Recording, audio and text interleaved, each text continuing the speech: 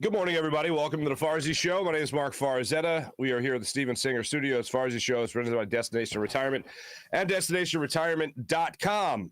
I don't know why I'm hoarse. I just all of a sudden lost my voice. Yesterday it started, if you could hear it during the show. But nonetheless, welcome in, everybody. We have fun on this show. Whenever somebody says that it's about to get serious. I stand in line with everything Steve Kerr had to say yesterday about what went down in Texas. Now, for the people that watch me for the escape and the release to not worry about or get away for a second from the serious issues, we're going to do that today because that's what I'm here for.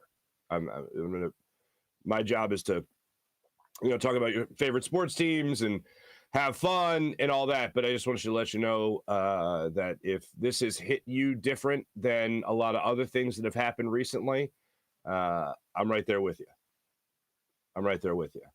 And I can't step away from being human, and one of the most difficult things during the pandemic was all the things that came about through that and during that same time with racial tension in the United States. And it wasn't enough that we had to focus on our families and try to take care of them during lockdown, and then all these other things started happening socially, and then we had to look at ourselves as Americans and how we run our country and all that. And I'm the farthest thing from political. I think I mentioned the president twice in my 15-16 years of cracking open a microphone to support myself. So I stay away from politics, but goddamn, if we can't protect our children and we got to get involved in politics to know how to do that, then obviously something's horrifically wrong. And watching everything unfold and watching the death toll rise, you originally saw 14 kids. And then when I went to bed and woke up this morning, it was 19 kids. And there's 2 adults and then the gunman himself. I'm just beside myself like a lot of you are. And we have an idea of how we can help alleviate the problem. And as so many people have talked about at this point, when you talk about what our senators are doing with a bill that could certainly help in taking away guns from people that shouldn't have them, then maybe that'd be great. Or not allowing them to get them in the first place, rather, is the better way to say that. So I'm going to go ahead and I'm going to let you guys know that if you're suffering and you're upset, I'm right there with you. As something's going on technically, I don't know what, but hey, now you see the top of the studio. See you, people. So just to know, that's where I'm at today, and I don't think anybody said it better than Steve Kerr yesterday. So without further ado, I want to make sure that I can get you guys that video in case you haven't seen it yet. As we're experiencing technical difficulty to all this, it was a very serious moment. Of course, this is happening, but here's Steve Kerr on the situation.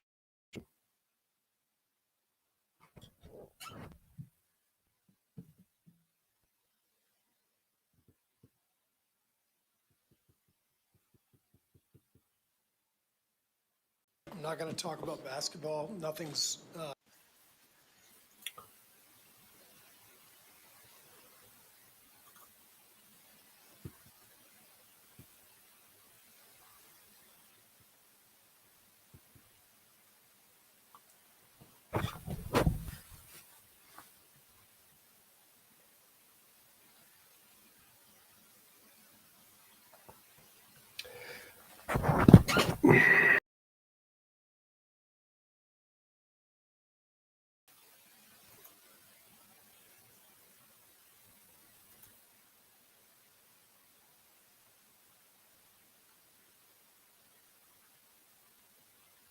happened with our team in the last 6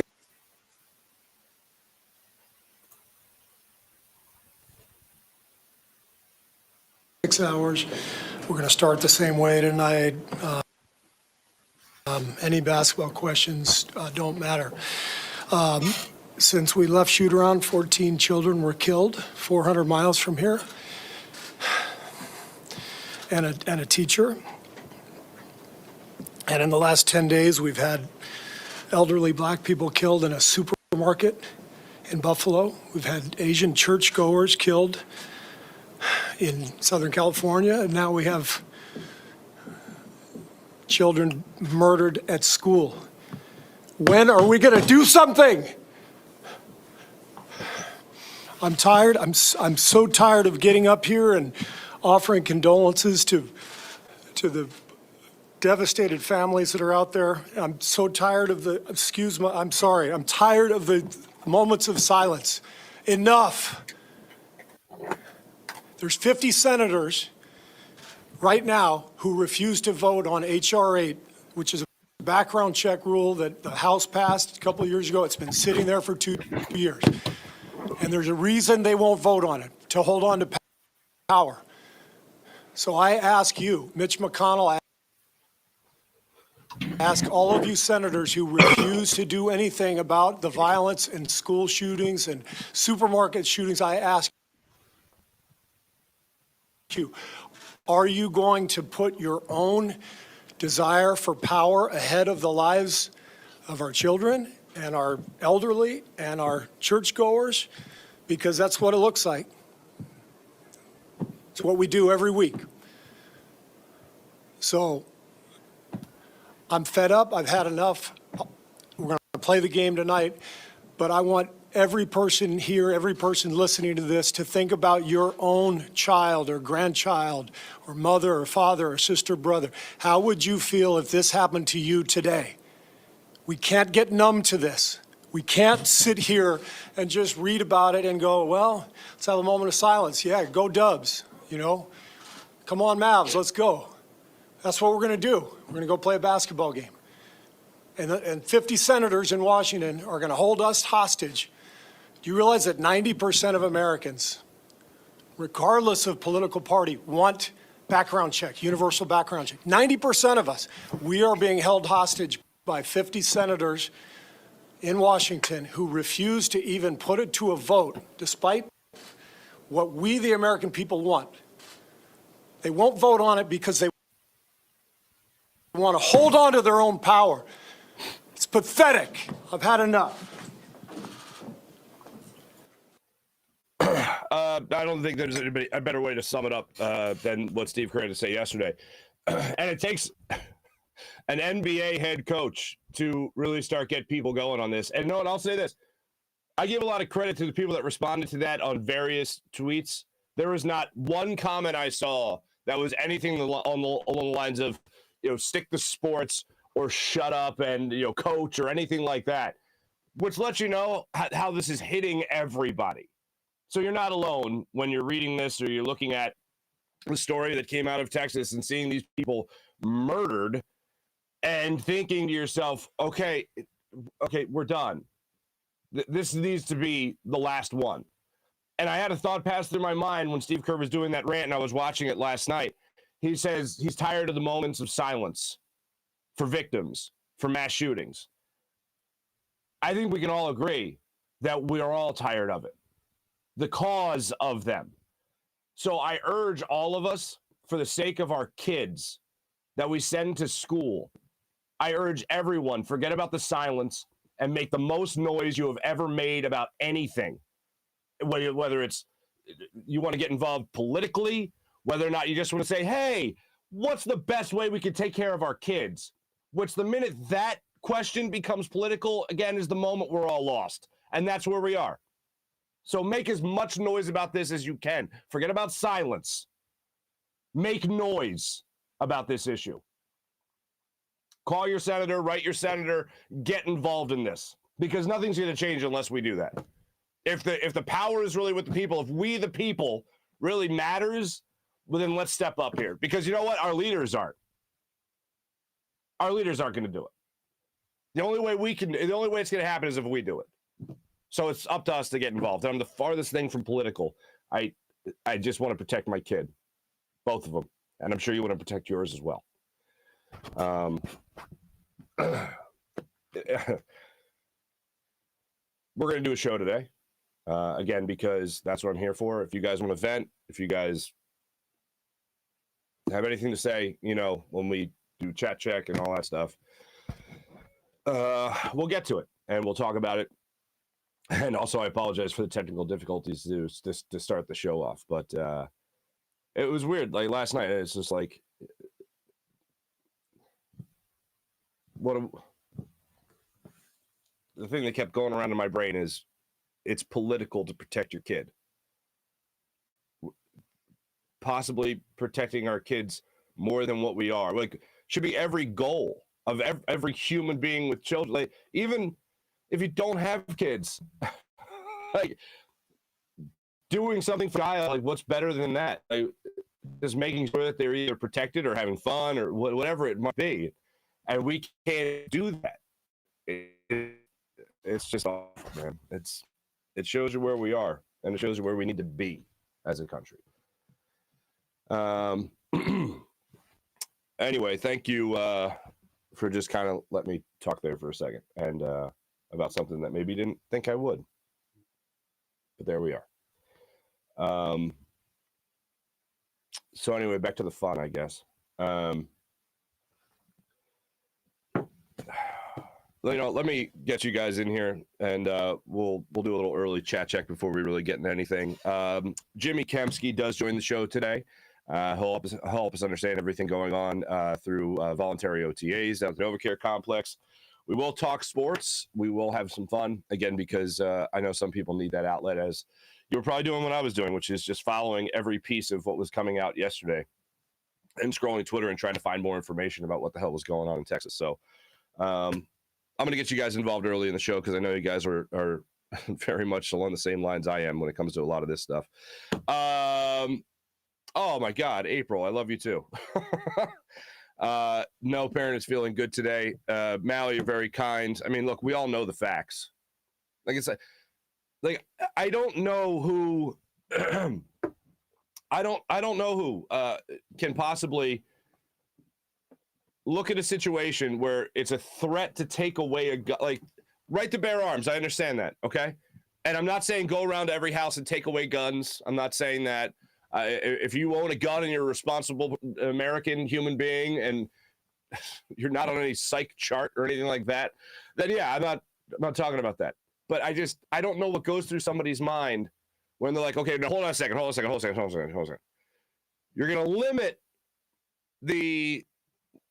the ways a person can get a gun, and our children will be safer. Okay, hold on. Nope, I don't like limiting. Nope, forget children for a second. No, I don't like the limitations on guns. No limitations. Well, you see what's going on here? Oh, well, that's gotta happen. Cool. Like, I don't know what the hell goes through that idiot's thought process. Like, how does that work? Dan saying all schools should be on lockdown. Sean, how many more tragedies, can happen? Paul, beautifully said. I think you're talking about Steve Kerr, and I couldn't agree more. Yes, I was hitting buttons. My apologies. Dan, good morning, all. I'm at a loss for words. I'm so sick and disheartened by the senseless tragedies that continue to happen every day. Those poor children. Thanks, Marc, getting back when I need to. Of course.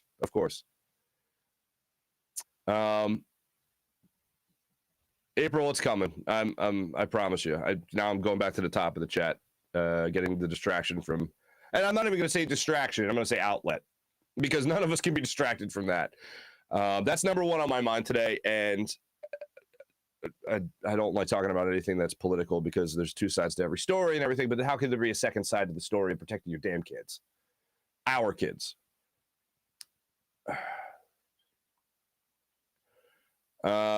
Thanks to everybody. Let's have a little bit of an escape today. I thought long and hard about how I was going to do a transition today, and none of it makes sense. So I'm just going to do it with every ounce of respect to everyone in Texas, to everyone around the world that are having a little fear today. Just know that you're number one on my mind. Just know that. Like I said, Jimmy Kempski will join the show today. If you want to check out some of Jimmy's great stuff, you can check out phillyvoice.com.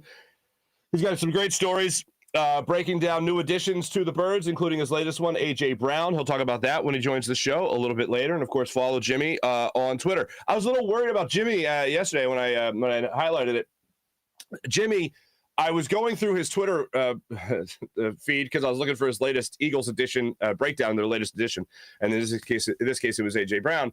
And I was looking for it, and I saw he got in this lengthy argument with somebody, and it was about Carson Wentz. And I'm thinking, what the hell is that about?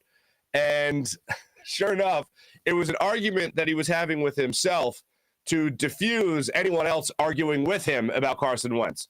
It was along the lines, I think, of James Bradbury picking off Carson Wentz in a game. And then he said, why mentioning Carson Wentz? He doesn't play here anymore. Who cares? And then Jimmy's like, well, I have to write about it because I'm a football player. And then it was also Jimmy responding saying, yeah, but nobody cares anymore. And he went back and forth. And if you were to tell me there was an Eagles beat reporter that was going through that entire thing, and I would have said, it's probably Jimmy Kempski.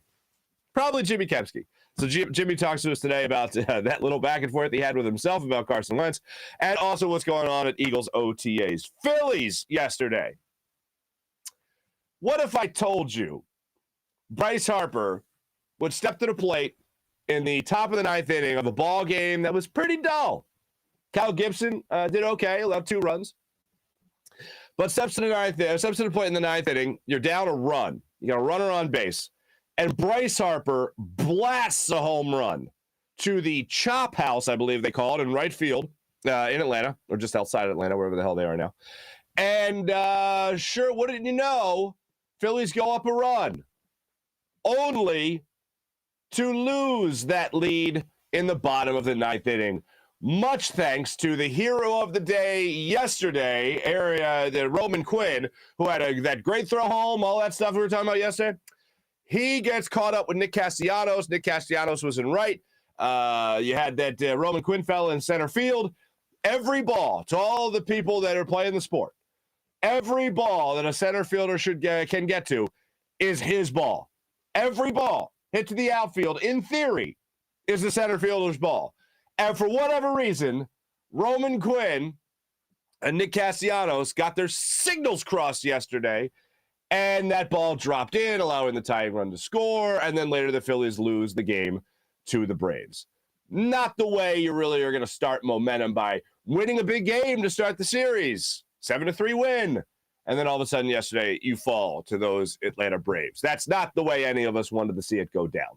But nonetheless, that's how it went down yesterday in Atlanta. So the Phillies, ladies and gentlemen, disappointing. Disappointing, to say the absolute least, about that baseball game yesterday. Now, yesterday, a lot of people spoke. A lot of people addressed the media yesterday. We've heard from players throughout this offseason when talking about the Philadelphia Eagles. We've heard from a lot of players throughout this offseason. We've seen the press conferences. We heard from guys like Jordan Davis, the other newcomers like N'Kobe Dean. James Bradbury addressed the media yesterday where he talked about how this scheme, like the report was out there from Josina Anderson saying that James Bradbury wanted to come to Philadelphia because he liked their scheme. He actually said that out loud in the microphones yesterday. He liked the scheme. And it leaves us all thinking, what kind of scheme are we going to see in Philadelphia with Jonathan Gannon and all these different pieces to the puzzle? So I'm actually watching Jonathan Gannon's press conference yesterday. And I'm thinking to myself, all right, someone's going to ask him about all these new additions, right? Like they've asked him about N'Kobe Dean. At that point, they asked him about James Bradbury. They asked him about all the cornerbacks that are in the room. And he's talking about how in love he is with all the competition that are going to be on the defensive side of the ball for the Eagles and him and whatever his scheme is going to be. But I think the main question, the number one question on people's mind, was from the great Les Bowen, ladies and gentlemen. And Les laid it out like this. Hey, man, you got all these new toys. You got all these new guys to help your scheme. Can fans expect something better than what they saw last year? That question's a ball on a tee. If I'm Jonathan Gannon, that question is a ball on the tee. And I got a driver I'm looking to break in, man. And I'm lining that up. Oh, Les stops asking the question. Okay. And 300 yards down the middle of the fairway. If I'm Jonathan Gannon, and you're asking me about, can fans expect something different with this defense? Like, I don't know, maybe be more aggressive. Did not having players like this last year limit your scheme? Can we expect to see, is it fair to say we can expect to see something different? Here's how Jonathan Gannon answered that question. Because to me, I don't think it was 300 yards down the middle of the fairway. Is it fair to say that fans will see more of what you want to do defensively rather than what you had to do, given to make up for some things that weren't what you wanted? Yeah, no, I wouldn't say that. I mean, we did what we wanted to do last year. I think hopefully what the fans see is us executing at a little higher level when we need to, and always, that's what I'm always concerned about. My number one, concern or goal is to make sure that we're playing good enough on defense to keep us in games, and play good football to help our team win. So that's, you guys know I'm not big on stats, but got to the playoffs, lost in the first round. I don't have a great taste in my mouth because we want to do more than that. So that's one of the things in the back of my mind. Let's take the next step. So how do we do that is consistency. As I was saying, not really a big drive down the middle of the fairway there. All we want to hear is aggressive. That's all we want to hear. Jordan Davis, he called him a big, nasty, violent man. Okay, great. And he can win one-on-ones. Wonderful. Let's hear how he's going to get after the quarterback more. He, touched on it. He didn't get into it. All we want to hear as fans is that you're going to see you be more aggressive because you can afford to be more aggressive now. You can be more aggressive with your defensive line. Maybe do the thing Fletcher Cox likes to do, which is get after the quarterback. Maybe unleash the beast when it comes to Fletcher Cox. Maybe that. Hassan Reddick, get after the quarterback. All we want to hear is aggressive. The last thing we want to hear is passive. That's what we want to hear as Eagles fans. And I thought Les Baldwin put that question on a nice little tee for him. And Les was sitting there, and he's like, all right, I'm going to get a great quote here. I'm going to get a great quote because all the fans are going to love this. Here we go. What can we expect it to be? It's going to be different, right? Well, I wouldn't say that. Thank you. Thanks. I wouldn't say that. Why wouldn't you? You think defenses or offenses are going to be looking at your defense going, well, Hassan Reddick, oh, geez, okay, all right. Fletcher Cox is there, and now Nakobe Dean is there, and now also you just drafted Jordan Davis there. You got James Bradbury, you got Darius Slay there. Ooh, okay. The safeties, maybe we could get away with a deep ball or two in this game. Okay, fine. You think defense are going to be looking, or offense are going to be looking at your defense going, I wonder what they're going to do. Is Jonathan Gannon trying to keep all these cards close to the vest? Because here's what I don't want to happen. Last year, during training camp, this Jonathan Gannon guy that most of us didn't know at all, who is now running your defense, was talking about how you can't take the stinger out of this defense. You can't take the stinger out of this defense. And then we watch the season, and well, what's the years to talk about? Because there's nobody who's stinging anybody. That's not happening. Second half, he did play a terrible schedule. Defense did step up in some big games, no doubt. Scores, pick six, all that stuff. Stepped up phenomenally. But in the first half of the season, I didn't see anything that was a stinger. And for the most part, in the second half of the season, I didn't think that was a stinger. There was no quarterback. Like when they played against Daniel Jones, for instance, with the Giants. You can force that guy into mistakes. I remember saying that at the time. No, we're just going to sit back and let him make mistakes. Well, that doesn't guarantee he's going to make mistakes. Maybe you could help the situation. Maybe you could put your defense in a better position to have success by forcing turnovers from a guy that likes to turn the ball over quite a bit. You're going to go through similar games like that this season.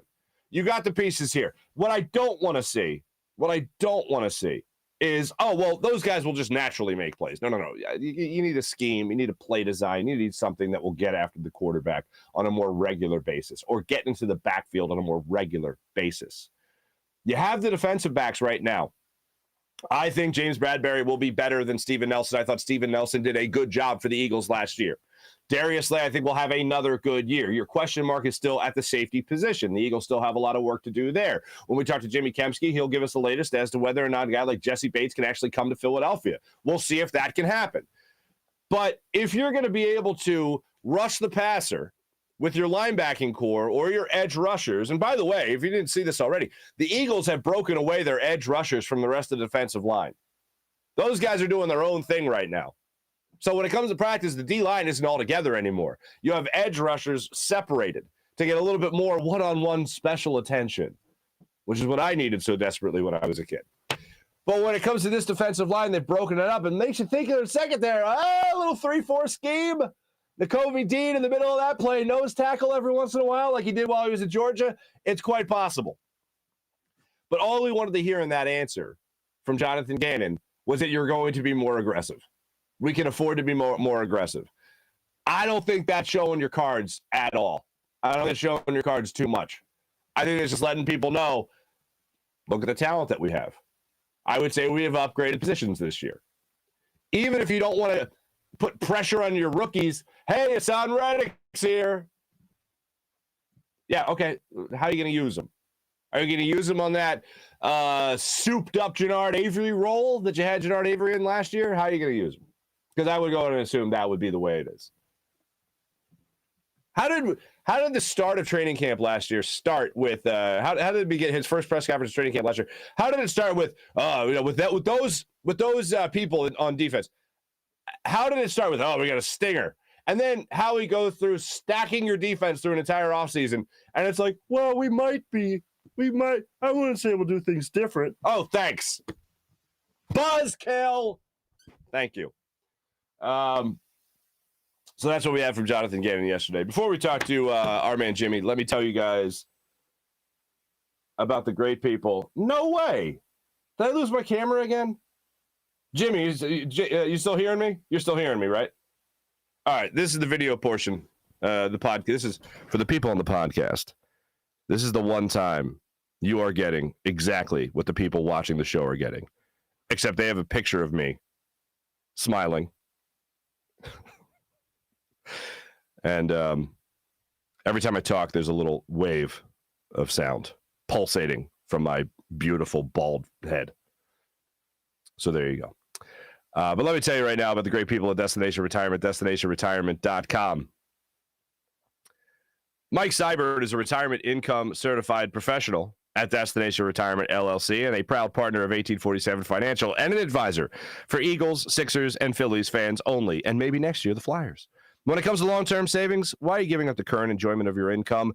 The answer is have income streams in retirement. It only makes sense then to understand how retirement income streams work so that you can direct savings in ways that give you the highest income when you retire. Think of it like climbing a mountain. Is the objective just to get to the top of the mountain, or is the objective to get safely back down the mountain as well? So, ladies and gentlemen, do what I do. Use my man Mike Seibert at 1847 Financial, destinationretirement.com, because he'll walk you through the different phases of your financial life. Like, for instance, going up the mountain, that's your accumulation phase. Going down the mountain is your distribution phase.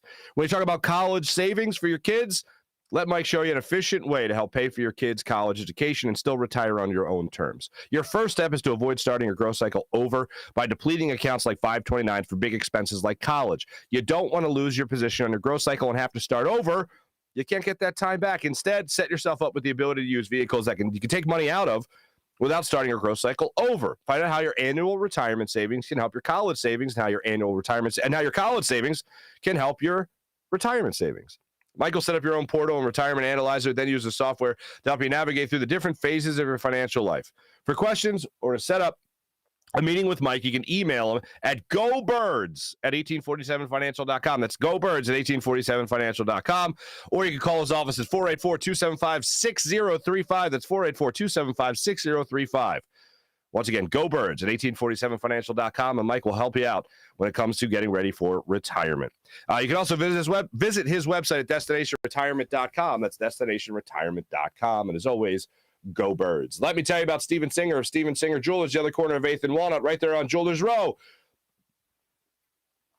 When it comes to all your big jewelry purchases, trust my man Steven Singer of Steven Singer Jewelers. You know why? You're going to get taken care of each and every day with the perfect price. That's right. The perfect price every single day. So when it comes to those big jewelry purchases, there's only one way to go about this. Hey, we're back. Hi, people. I thought for sure it was going to be the overhead view where you guys see the roofing of the studio. But when it comes to the other corner of 8th and Walnut, you know you're getting the perfect price every day. One place, one price, the perfect price every day. That's Steven Singer Jewelers. You don't have to worry about if the person next to you is paying less than you, if they negotiated better or anything like that, because they too are getting the perfect price. Steven Singer Jewelers, IHateStevenSinger.com. Always fast and free shipping at IHateStevenSinger.com. Without further ado, let's jump on the Rothman Orthopedics guest line. Talk to our friend Jimmy Kempski about all things Eagles.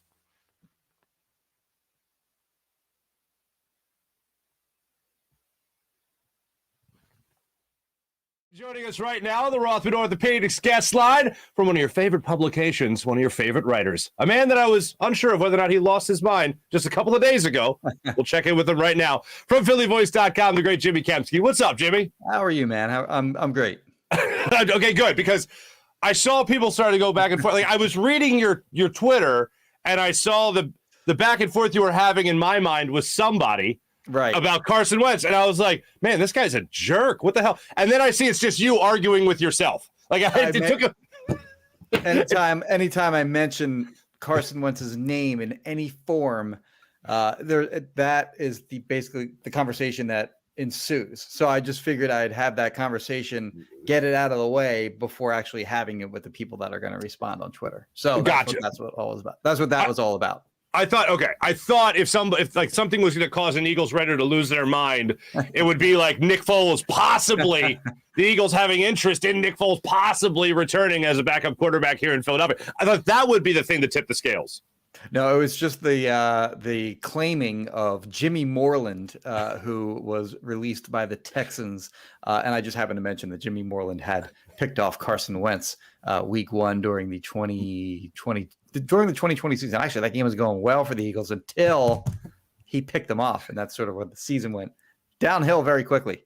Kerplunk after that. I do want to get into a couple of things that took place today, but of course, people need to be following the great Jimmy Kempski if they're not already on PhillyVoice.com, as well as the old Twitterverse at Jimmy Kempski, and also check out his one of his latest stories, one of your latest stories, Jimmy. Eagles player review, this one on A.J. Brown. Just I know what jumped out to a lot of people aside from just the talent in general.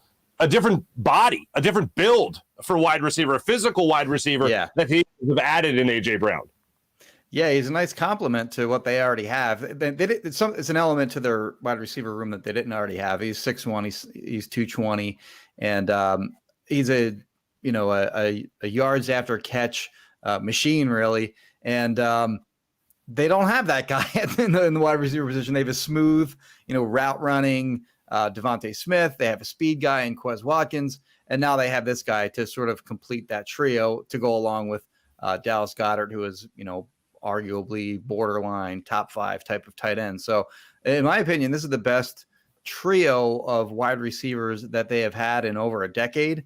And then of course you throw Goddard in there too, and they have a chance to be something special. The offensive line, arguably the best offensive line in the NFL. It's all right there for Jalen Hurts. It's all there. Like Howie Roseman, credit to where it's due. I mean, he put together a roster that should, help Jalen Hurts succeed. So it's sort of all in front of him there, and he's got a great chance to do something special with this team in 2022.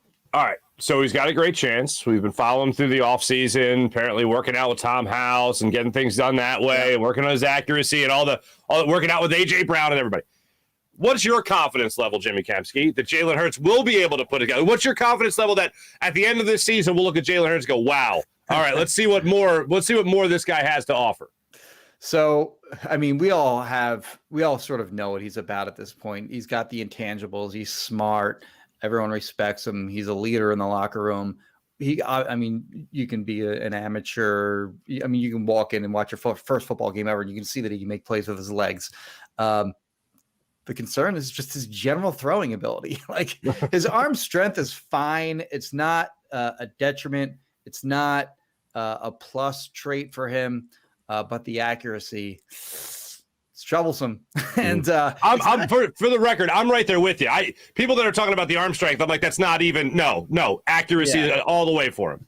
And it's not even so much like completion percentage or anything like that, or like is he completing the pass or is he not completing the pass? It's also giving your receivers the opportunity to get yards after the catch. So putting the ball where they can get it and go, as opposed to throwing it a little bit behind and slowing them up and they get tackled right away, things like that. So it's the biggest deficiency in his game. There's some other minor quibbles that you can have with him, reading the field. I think his inaccuracy has also led to him being tentative, throwing the ball in certain situations. Like there was the one, big example during the playoffs against the Buccaneers. You see Quez Watkins running, deep down the field, wide open. You can kind of see that Hurts can see that too, and he just didn't pull the trigger. So, we'll see. Another great point, by the way, as far as the A.J. Brown acquisition. This was from Ben Solak of The Ringer, so this isn't my original thought. I'm kind of stealing this here. But he made the point that, A.J. Brown lives in the middle of the field. That's where he, it's his bread and butter is in the middle of the field, in the intermediate part of the field. And that's a part of the field that Jalen Hurts didn't like to throw to in 2021. So the addition of A.J. Brown will be sort of a testing ground of sorts to see if, Hurts can make those throws in the middle of the field that he was, sort of shy about making in 2021. So it'll be interesting to see, how this wide receiver trio comes in and sort of how they complement each other. And then also how Hurts is able to maximize their talents. Now, one of the other storylines to come out of, by the time we air this, yesterday's press conferences was Jonathan Gannon talking about possibly a 3-4 defense, 4-3 space. Like, what are you expecting to see when it comes to all the additions? We talked about the offensive side of the football, all the additions on the defensive side of the football. Are we going to see major changes here? They're going to show a lot of different fronts, I think. You're going to see some 4-man fronts. You're going to see some odd-man fronts, whether they're 3 or 5-man fronts. But you can see the acquisitions they made during this offseason. They're guys that sort of fit a 3-4 better than they fit a 4-3, like Hassan Reddick initially on the edge. Certainly Jordan Davis is a guy that fits a 3-4 better than he fits a 4-3. So we'll see. I mean, it's during training camp, they won't be able to hide it. They're kind of, guarded about, giving too much away at this time of year, which whatever, like teams are going to know what you're doing by the time the season rolls around. Like, come on, let's just tell us what you're doing. All right. Yeah. Come on. No, Jimmy, they grew the big hedges around the NovaCare complex. That was an Andy Reid thing. Nobody knows. Anyway, But yeah, so I do think that that you are going to see some more odd man fronts. It just makes sense. And, I think the other giveaway too is, they added not a position, but a positional coach.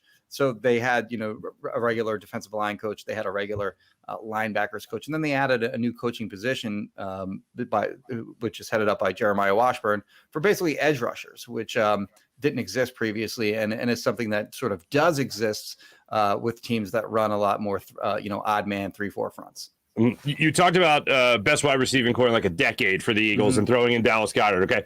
Now, all of a sudden, we're looking at a secondary, especially with Darius Slay and now bringing in Bradbury, where this team's looking pretty good all of a sudden in that secondary spot. You already have Avonte Maddox in the nickel corner spot as well, so we can't forget him. And I think he's a pretty damn good nickel corner. What do you think the future holds for this defensive secondary?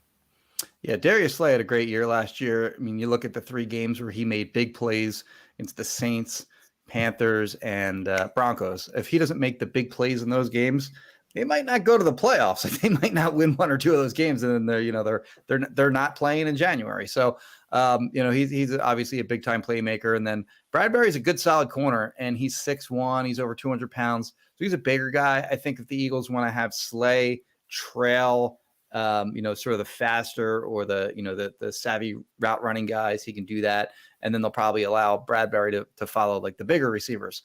But yeah, that's a very good duo on the outside of corner. And then Avonte Maddox is a good slot corner.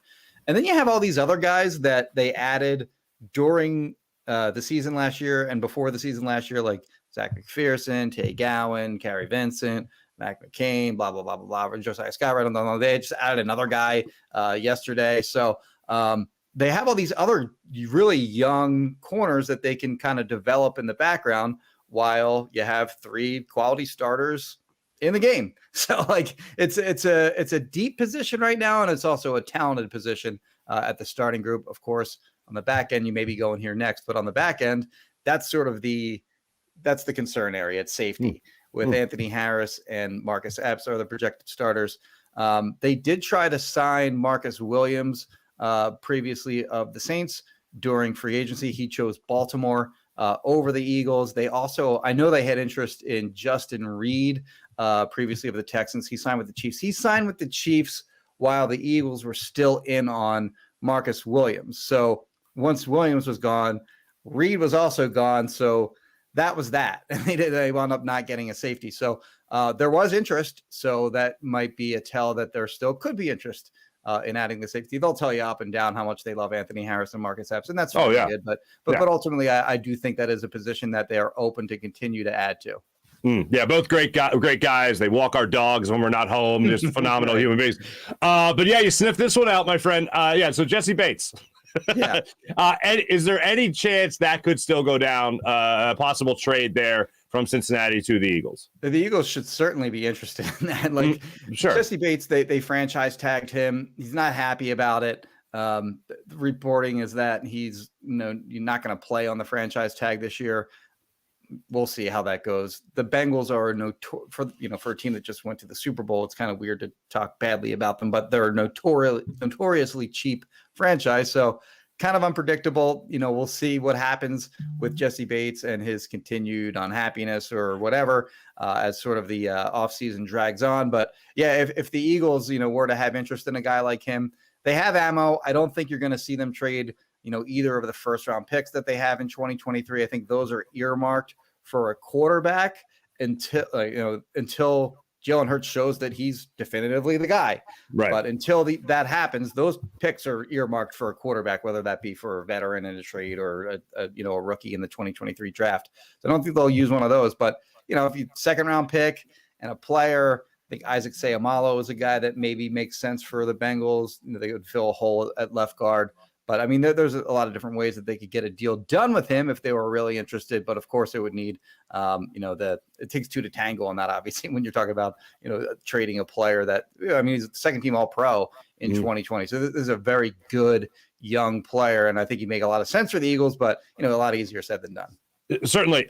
Do you think we'll get a sense for Jonathan Gannon's scheme as the season gets closer? Like, will there actually be one, I guess, for all the pieces he has in this puzzle? Yeah, again, they can't hide it during training camp. Like, we'll get a good idea of what they're running during practice. And then even during the preseason, we'll see what they're doing. Now, they may mix it up a lot more when we get into the regular season, but we're going to see what they're, we're going to get to see their odd man fronts. We'll get to see their even man fronts. We'll get an idea of what the defense will look like. We won't have the full scope of it, but again, they can't hide everything that they're going to do during training camp. So yeah, we'll get a better idea in August.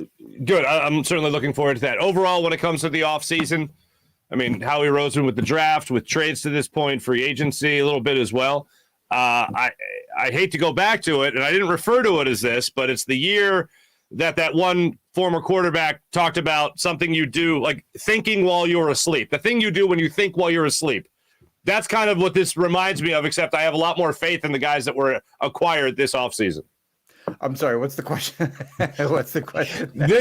I have more optimism. Like the last time they built a team like this, something got said that forever jinxed. Oh, got it. Okay. Right. And I'm not going to say that thing. Okay. It's the sleeping. Yeah, I got it. Okay. So now I look at this team and I go, wow, the last time I was this hyped about just winning an offseason was that time. But this feels a lot different than that time. Is it just revisionist history, I guess? Or is it a vote of confidence? I never thought that the season was really that terrible of an idea. They brought in all these the reason it really didn't work was because it was the strike year too. So they didn't really have training camp, and they brought all these guys in literally as training camp was getting underway. You see Howie on the phone, and then like 15 minutes later, you'd be like, "Oh, they just signed another guy," and then that guy would show up at practice. It's like 2 days later, and so they just didn't have a lot of time to gel. That team stunk like early in the year, but as like the season kind of went along, they got a lot better. So bringing in for a lot of free agents. It's worked for other teams. I think it could have worked for the Eagles that year, if not for the other circumstances that were sort of surrounding that whole thing. Gotcha. But, certainly they've made a lot of additions this year. And on paper, like you look at the offense, I think their offense is better than Dallas's. You look at the defense, I think on paper, I think their defense is better than Dallas's defense. I think it's clearly the best roster in the NFC East. I think it's a big disappointment if they don't win the NFC East with the talent they've assembled for this season. They got to get it done on the field. You look at this Dallas, and not to give Dallas too much credit here or whatever, but they've been the best team in the division for the last few years, and the Eagles are 2-6 against them since they've won the Super Bowl. One of those games they faced Ben DiNucci. Like, how do you not beat that guy? And they did beat him. And then another one of their wins was when Dak Prescott had a bad shoulder. I think that was at the end of the 2019 season, which ultimately helped the Eagles win the division. So or maybe it was 20, whatever. It doesn't matter. Who cares? But I mean, the bottom line is they struggled against this team. That's sort of the team they're trying to catch in the division. And I think they're better on paper. Again, we'll see if they can actually get it done on the field. Hey, I'm loving that paper right now, my friend. I'm loving that paper. Jimmy Kempski, it's been a minute since we talked to you, my man. Would you like to play the Farzy 5 with us today? Let's do it. All right, my man. Let me just cue in the band. Where's the band at, guys? There we go. Man, haven't heard from you guys in a while. You're saying fantastic. All right, just calm it down a little bit here. Okay, here we go. Best job before your writing job. Jimmy Kempski, best job before your writing job. I worked for Xerox that was my first job out of college. That was fun. We just went out and got hammered after every day of work. Wait, what did you do? Like put together copy machines? Like what did you do? I sold copy machines. And Oh, that's it. You sold them. I sold them. Yeah. Like you got the charm of a salesman, my friend. Go-to fast food place, Jimmy Kempski. I avoid it like the plague these days because I'm getting chunky. But I guess if I were to go, I would probably go to Popeyes. Ooh, that's 2 votes in a row for Popeyes. But good for you. Oh yeah, Popeyes. Hollis Thomas. Oh, that won't count. He knows food. I'm in good company on that one. Yes, he does. Jimmy Kempski, first date deal breaker. First date deal breaker. Bad breath. Ooh, great one. Absolutely. Anytime that's happened in my dating days, I was like, all right. Bye. No, can't get that out of my head. It's been a while. Favorite city to travel to? Oh, that's a good one. I'm gonna go. I'll go NFL city here, and I'm gonna go Phoenix, but only because Sedona is like an hour up the road, and I love it there. Okay, fair enough. And last one for you, and I think I know the answer to this. Okay. Jimmy Kempski, what makes you beep your horn in traffic? Can I go really specific here? Yeah, you can. So on Church Road in Marlton, heading into Mount Laurel, where you turn right onto Route 73. Yes. There's the left lane kind of. You turn right both of those lanes, but the right lane you can turn on red. And there's actually a new lane carved out on 73 to turn right onto. So the cars that are already on 73 they can't be in that lane. That lane is just wide open. It may as well just be a green light for that right lane. It may as well just be a green light at all times to just turn into that open lane.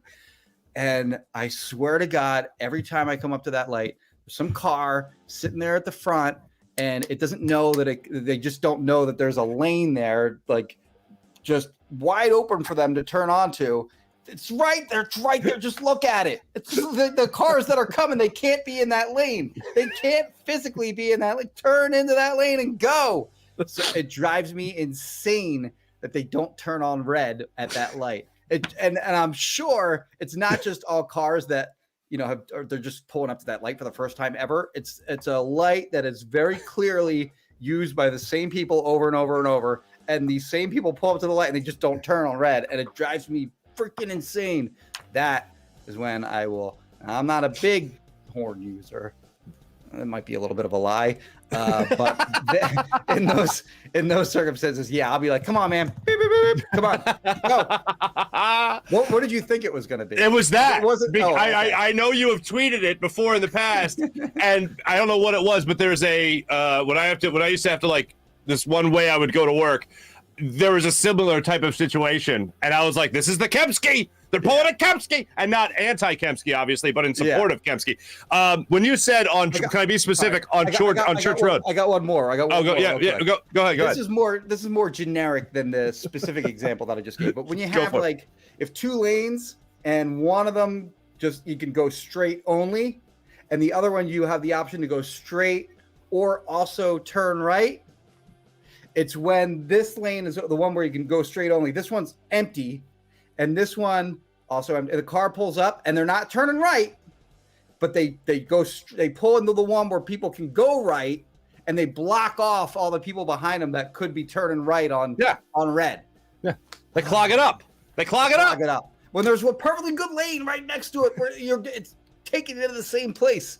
Get in that lane, not the one that people can turn. Get your ass out of the way and let people get on with their day. Jimmy, anxiety now.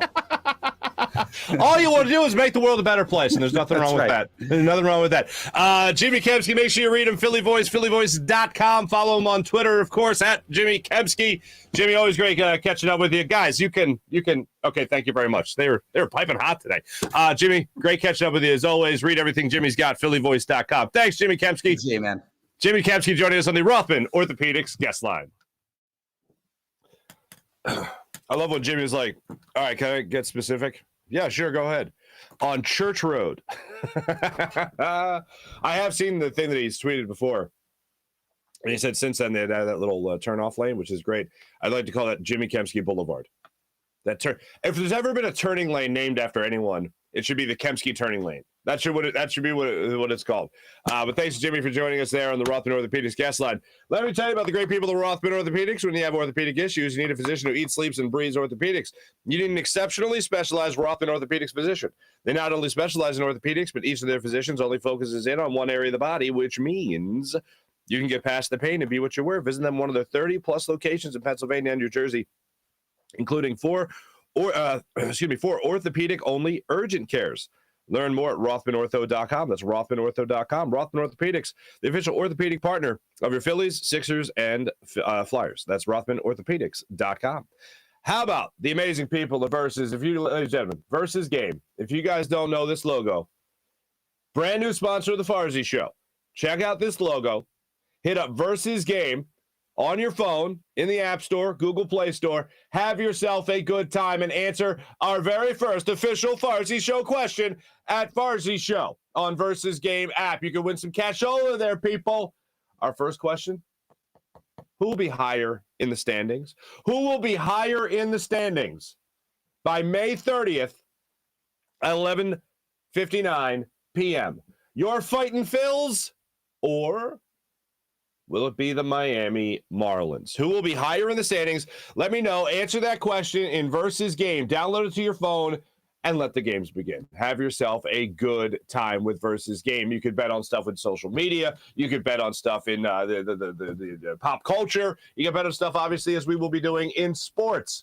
Always a yes or no question. Always binary. Always this or that. So very easy to play and fun to play as well. You can create your own questions and put them out there with a little video attached to it as well. So you get to see even more of my big fat face on another social media. So there you go. So make sure you download the Versus app, Versus Game right now and have yourself some good times. And make sure you follow the Farzy Show as well. Versus Game. Give it a logo one more time for the people watching the good show. There we are. How about Freestone Farm CBD? You've heard me talking about it for a couple of weeks now. Freestone Farm CBD, the best CBD brand because they farm it themselves with all organic inputs, and they offer some education as well on how they grow their product. I'm sure you've tried other CBD brands by now, but Freestone Farm CBD is the best. So check out FreestoneFarmCBD.com, where you can get 20% off when you use promo code Farzy. That's right, promo code Farzy for 20% off your CBD. And it sounds almost too good to be true. Well, it's not. It's just the truth. Freestone Farm CBD. Their strains are incredible. You'll love the menu at FreestoneFarmCBD.com, like their insane tropical tasting Bayox that clocks in at a chart-topping 24.1%. And a super CBD, which is half Hindu Kush, baby, and 21%. The genetics these guys use just don't get any better. They also grow their premium hemp flower in the Garden State with all organic inputs and IPM. There's absolutely nothing synthetic from farm to jar. And after harvest, they carefully preserve all the plant compounds with a perfect 3-month cure. Just one look or smell is enough to let you know CBD. This CBD is done right. And once again, 20% off at checkout when you use promo code Farzy. Promo code Farzy for 20% off at FreestoneFarmCBD.com. That's FreestoneFarmCBD.com. How about the great people of PHL Sports Nation, Philadelphia Sports Nation, enhancing your Philadelphia sports fan experience across all social media and blogs. That's PHLSportsNation.com. Now let's jump into our normal chat check, if you will, today. Alyssa, I saw that you jumped in. Alyssa, I will say, I know you're a teacher. So first off, God bless you every day, but particularly today. Mullet, this show helps me de-stress every night from Okinawa because we're a night show. out there. Helps me feel connected to home. That's very nice, Mullet. And hey, man, I'm happy to do so. That's one of the things I love, Mullet in particular, that there are people around the world that watch this show. Like when I go into the analytics, just on the YouTube page alone, I'm looking at all the people. Like there's people in Greece watching the show. There's people in Australia watching this. But there was people for a time in Serbia watching the show strictly because I think that they were pissed at me for Nikola Jokic. One guy was like, you don't even pronounce it right. And I'm like, I've never met the man. When I meet people and they tell me the way they say their name, like Michael Franco, okay? Former Phillies third baseman. He told me, hey, I'm Michael Franco. I'm like, oh, okay, I guess it's Franco. And then I talked to Andres Blanco. Remember Andres Blanco, a little utility infielder, right? Andres Blanco was hilarious. And he's just like, why do people always call him Franco? I'm not Blanco. And I'm like, that's a great point. And the reason I didn't think of that before is because I failed Spanish multiple times. But I never thought about it like that. Claude Giroux, when I met him, he said, hey, I'm Claude. And I'm like, Claude it is.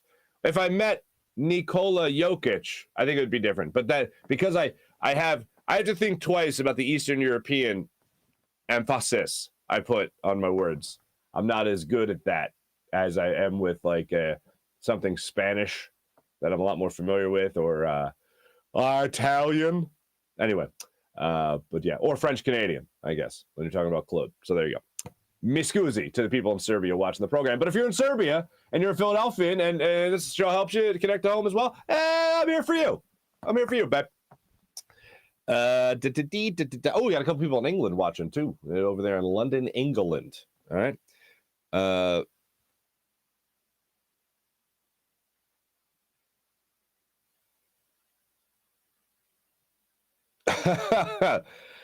April, I didn't even see this till right now. That's very nice. Okay, chat. What is a good thing you have going on this week? Let's help Mark.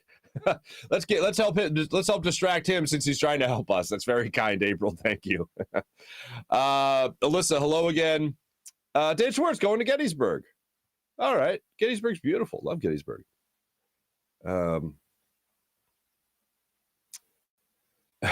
Ray Fitzgerald, Joe Girardi. What's up, Ray? Nice to have you. Joe Girardi. 9 to 10 guys in the bullpen every night, 4 or 5 not available. Terrible management. He's tearing the heart out of this team. It certainly feels like that. I think that this Brave series could be an end all be all. If you lose 3 or 4 to the Braves, I think they could be cashing out. Here's the thing: I don't see Joe Girardi making it the rest of the year. I just don't see that happening because I think this Phillies team is going to need that shakeup, and I don't think he's a very good manager. Let's put it that way. I think that's the easiest way to say it. Here's the problem. Now let's try to find the solution. He is not the ultimate problem. I always love that. Oh, it's not Joe Girardi out there pitching. No, you're right. It's not Joe Girardi out there fielding in center and left field like last night between Castellanos and Roman Quinn. No, you're exactly right. It's not all the manager's fault. When is it ever? They're not firing the whole team. Like, what are they going to do? Fire everyone on the team and then Joe Girardi just manages a select group of 10 fans? Now that would put some butts in the seats. You have the opportunity to play in a ball game? All right. Hey,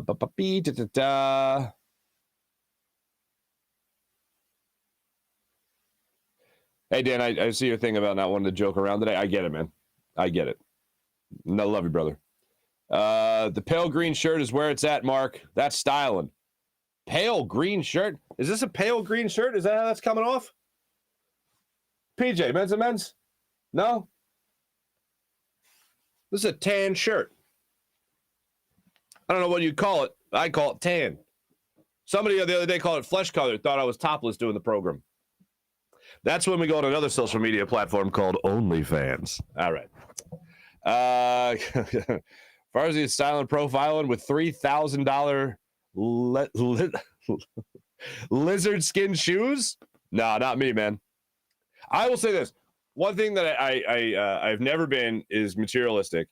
And thank God, like, I married a woman who was never like, I'd really love that Gucci bag for Christmas. My wife and I were just talking about this. Like, I've dated girls that were all about that Gucci bag. And I'm like, why? Like, this is, like, in my mind, and I've told you guys this before, I lived with my grandparents for a time, and they were very much Depression-era grandparents. So it was like the material stuff, And I think the best way to sum it up, it was like you didn't open a box of cereal, you opened a bag of cereal. All right. If you opened a bag of cereal, if you open a bag of cereal, not a box, those were humble beginnings. I'll just say that. So from going bag cereal to Gucci bag, this brain does not compute. This brain does not compute. And then on the other side, that was the Polish side of the family. The Italian side of the family, everything was peasant food. Did you guys grow up with this? Any people like that? It was all peasant food. Anything you ate, this is what the peasants eat. And there's a very specific dish that my wife actually made for me one time. She called up an aunt of mine and figured out how to make it, got the recipe, that whole thing, which was weird because it's the only time I ever heard of recipes being used in my family. But anyway, it's called Menest, which is a very specific, cultural specific thing to where my family's from in the old country. And it was fantastic. She did a great job making it. And that was always described as peasant food. It's like scarol, right? Escarole, beans, spicy Italian sausage, little bits of bacon. My Aunt Angie used to make it with little bits of bacon. That was like her signature addition to the recipe. It's absolutely phenomenal. But it was always peasant food. So no, to go from peasant food to bags of cereal, to Gucci bags, not my thing. So yeah, the lizard stuff, not for me. Not for me. I know you're joking, by the way. I know you're joking. Who was that? Was that Sean? Sean Gillespie, my man. Mally, Sean, the only thing Marc spends $3,000 on is weed. Yeah, but I get 20% off at freestonefarmcbd.com. Oh, sponsorship plug. How are you? April, need $3,000 on new internet connection and computer. April, you got me there. That's for damn sure. Is there anything worse than trying to be poignant and serious and just every visual aid going to crap on you? There's not, yeah.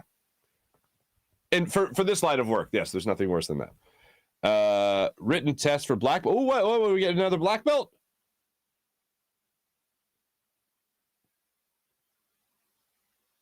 Guys, I need you to send some good vibes to the kid today. She has a black belt midterm tonight. Whoa, April.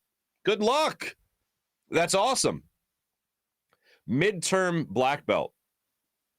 I didn't know that happened. April, I think I've told you I'm a white belt with 2 stripes, not to brag. But that's awesome, man. Congrats to your daughter. Congrats. That's great. Good luck. Sean, everyone's wishing April's daughter good luck on the black belt midterm. Okay, my mind is melted. The people are asking April whether or not her kid is going to have to do a written test. No, her form has 81 moves.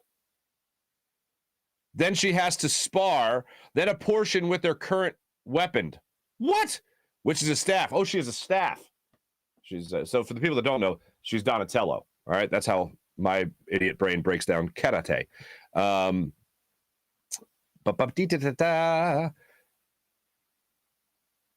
That's very nice, Dan. She's giving a shout out to Alyssa, teacher. Absolutely. Alyssa, absolutely. Baba Boucher, what's up? Sean, nice to see it. I didn't say it, Sean. I did not say that thing you do while you're asleep. Mike Williams, cocky of Kempski to assume he'll get close enough to smell her breath. Oh, I see what you did there, Mike. Very nice. Baba Boucher. Wait a minute. I think I missed something here. Bobby Boucher, do most people watch on their computer or cell phone or TV? Baba Boucher, are you conducting? I glanced over and saw that question, and I saw people start to answer it. Are you conducting like a small focus group for my show? I appreciate this. Bobby Boucher is a sleeper agent trying to get info on how you guys consume content. Mike Williams says, laptop. I'm a laptop guy. Bobby, I'm at work watching, so I use my phone. There you go. Phone while I get ready for work. April. There you go.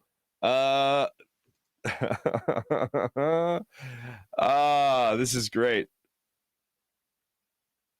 Wait, what happened?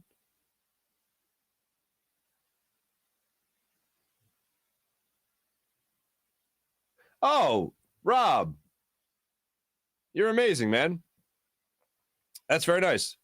Marc, getting a head start on the solo content game. You're very kind. Oh, now we're debating the shirt color again. Okay, now that I'm looking down at the model, I can see where there's a greenish hue to it. All right. April, I wore my mint chocolate chip ice cream shirt just for you today. Rob said mint. It looks like mint green. Okay. I want to watch on TV, but I can't do the chat check. Oh, that's true. If you watch on TV. Well, can't you like hook up your like a thing? What do you call it? A keyboard? Can't you hook up a keyboard to the old TV and type away? Use the TV as a monitor. Anyway. Oh, Cody, you're very kind. This is hilarious seeing this focus group being done now and how you guys consume the content. Matt Snell, it's a calming, fun hour, and I look forward to it daily. Mark, thank you so much, and PJ for doing this. Oh, my goodness. Matt, are you kidding me? Of course. We have fun. Don't we, PJ? Don't we have fun? PJ is still bound and, like, tied up. Like, I can't, he can't clap yet. But you guys are very kind. Appreciate it. And that's why I was having so many technical issues, because PJ was indisposed. Bobby Boucher. Now Farzy wants me to get a wireless keyboard to watch his show. That's great. April, now I want ice cream. You guys are great. I appreciate you guys so much. And I mean that. Mally, Mark giving tech tips is so funny. I agree. Miss Guzzi. Thanks to everybody in the chat. And you know what? Thanks for keeping us smiling today. Thanks for keeping us smiling. Let's move into our morning rush brought to you by Sky Motorcars, SkyMotorcars.com. Phillies and Braves. Game 3 of their 4-game set tonight. Ranger Suarez gets to start against Charlie Morton. Suarez 4-2 on the season with a 4.12 ERA. Charlie Morton 3-3 with a 9. Jesus, Mary and Joseph. With a 4.95 ERA. Game time 7:20 tonight. And we'll see how that goes for the Phils. The Warriors lost Game 4 of the Western Conference Finals last night. The Dallas Mavericks did win, so that series shifts back to the Golden State, with the Warriors leading that series 3-1.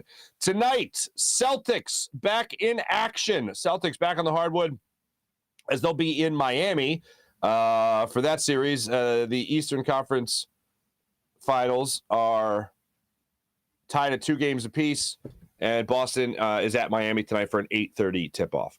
Thanks for watching. Thanks for listening.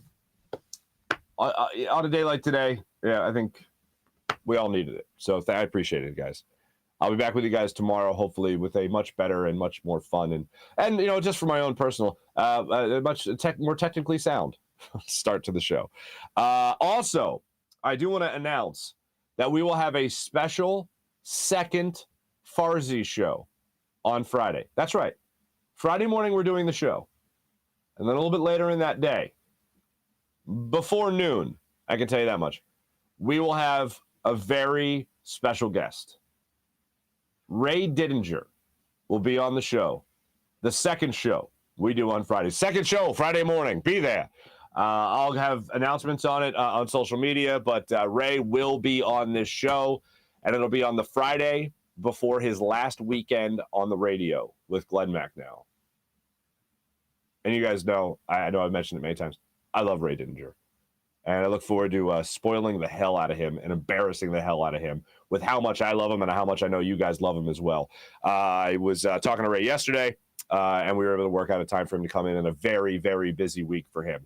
And if there's anybody worthy of doing a second show for on any day, it's Ray Didinger, of course. Thanks for watching. Thanks for listening. Be back with you guys tomorrow, hopefully after a Phillies win as well. Have a great rest of your day, everybody. It's all the teachers. It's all the kids. Hey, we love you. And now, as I said earlier, let's forget about the silence and let's make some noise. A lot of noise. Because it's the only way anything is going to get changed in this country. Jim Hyden produced the program. He did a phenomenal job. I did a terrible job on my end of technical stuff. So, and Miss Guzzi for that.